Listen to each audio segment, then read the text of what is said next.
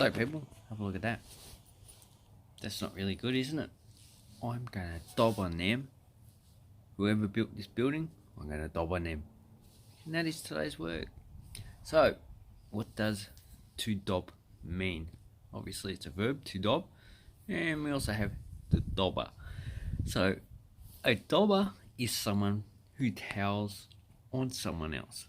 So, to say someone's committed a crime, either that person's part of that group or that person knows them and finds out and they go to the police while they're a dobber.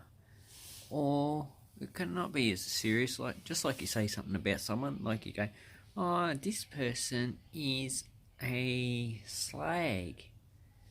Oh, yeah, she's really a slag. I saw her with your mate last night.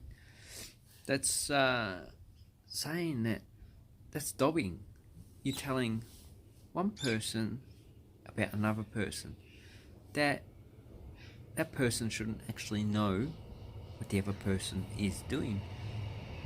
Maybe they're cheating on their friend. So if someone's cheating on your friend, when you tell your friend, you're dobbing on the person who's doing the cheating, either their wife or their husband or boyfriend or girlfriend. So that is a dobber. How could we use this in a sentence? So we go,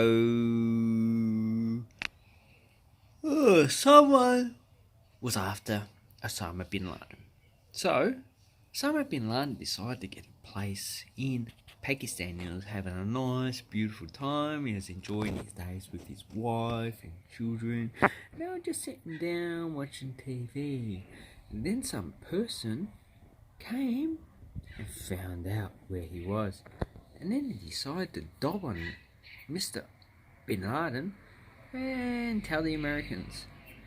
And the Americans are going, oh, thank you very much for telling us where he is. We needed this person. So they went and got him. And that is the tale of how someone dobbed on Osama bin Laden. Hope that helps you very much. And have an awesome English learning experience, people. And take care.